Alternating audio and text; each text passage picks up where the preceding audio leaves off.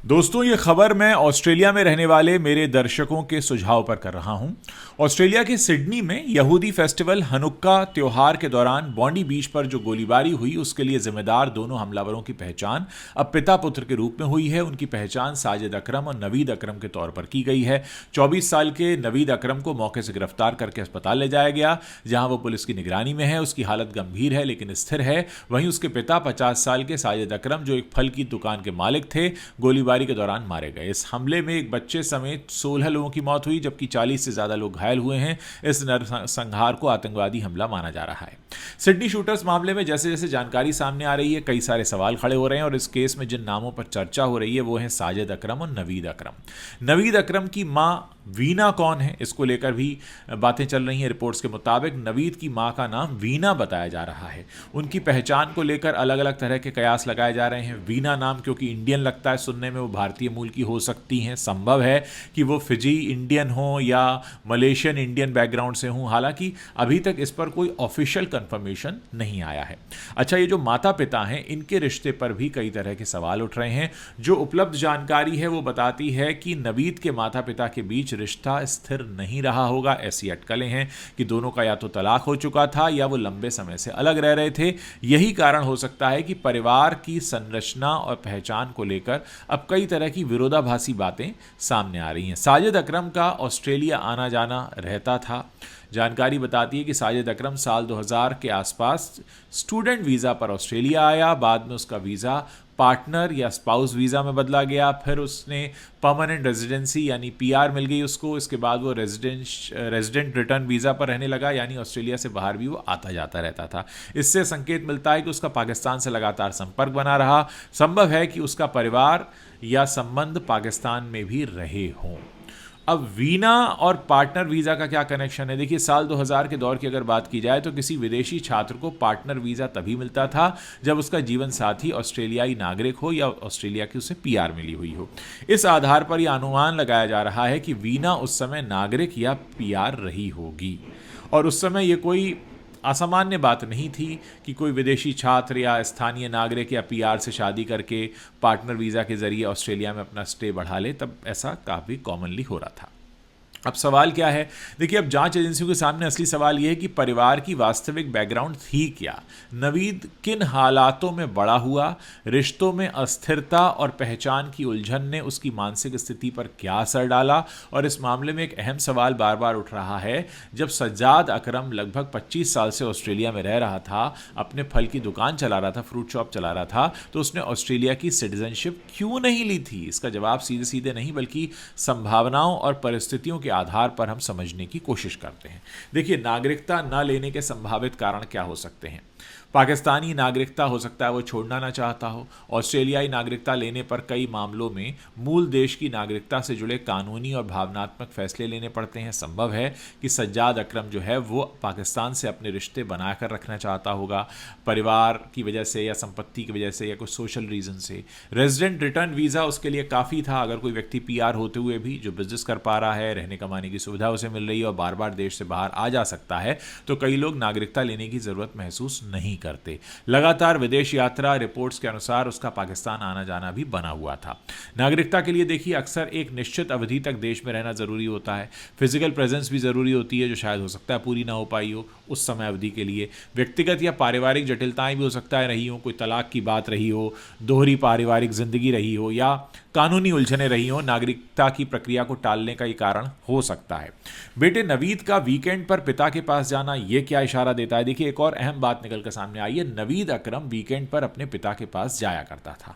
आमतौर पर अगर माता पिता साथ रह रहे हों तो वीकेंड विजिट जैसी व्यवस्था नहीं होती। जब साथ में रह रहे हैं तो वीकेंड विजिट क्या है? इससे अनुमान लगाया जा सकता है कि माता पिता अलग रहते थे। अब अलग रहने का मतलब क्या? तलाक हो चुका था या रिश्ता टूटा हुआ था या सेपरेटेड थे। तो नवीद की कस्टडी हो सकता है मां के पास रही हो और पिता से मिलने के लिए उसे तय समय दिया जाता हो। हालांकि इस पर भी ऑफिशियल कंफर्मेशन अभी सामने नहीं आया। ये तमाम वो बातें हैं जो निकली हुई जानकारी और उसके आधार पर हम क्या समझ रहे हैं।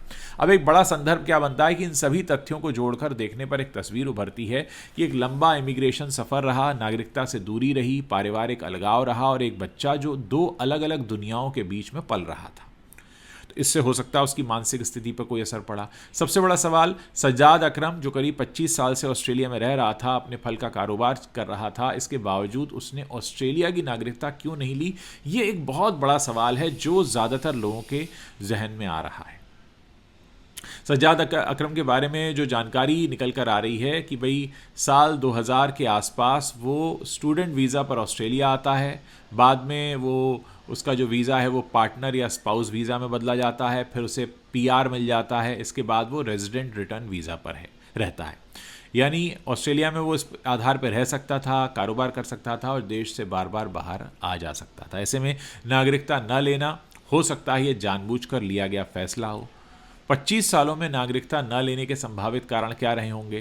पहला ये भी हो सकता है कि पाकिस्तान से उसके रिश्ते ऐसे रहे हों। अच्छा, ये वीना भारतीय है नहीं है, बार बार वीना नाम क्योंकि आ रहा है, तो कहा जा रहा है कि हो सकता है भारतीय भी हो, क्योंकि वीना नाम भारत में रखा जाता है आमतौर पे। लोग बहुत, आपको नाम बड़ा प्रचलित नाम है वीना का। दूसरा जो बार बार सवाल उठ रहा है कि इतने लंबे समय तक ऑस्ट्रेलिया में रहना और नागरिकता ना लेना, तो हो सकता है उसे लग रहा हो कि भाई पीआर मिलने के बाद मुझे सारी सुविधाएं मिल रही हैं, नागरिकता लेने की क्या ज़रूरत है।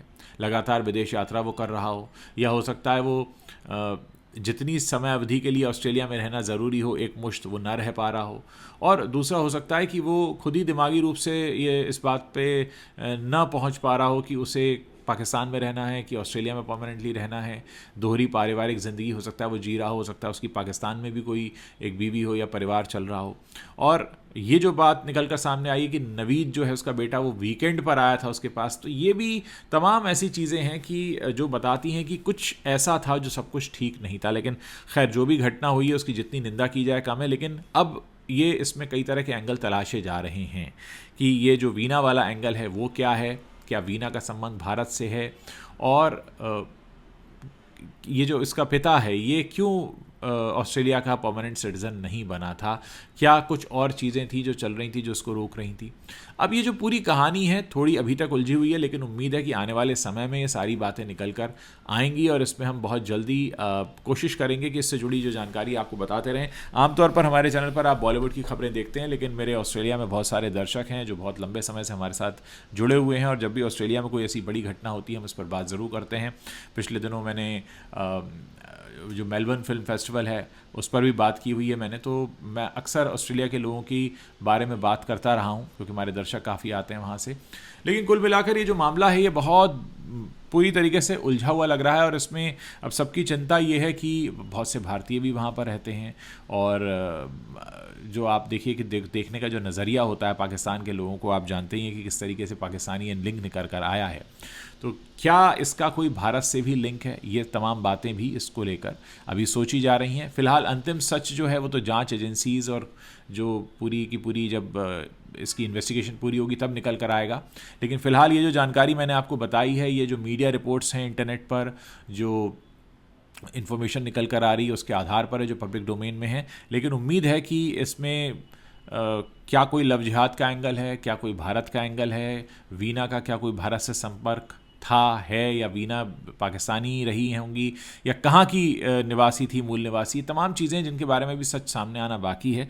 लेकिन खैर जो भी घटना हुई है वो वाकई निंदा करने योग्य। हम कोशिश करेंगे कि इस बारे में आगे भी आपसे बात करते रहें।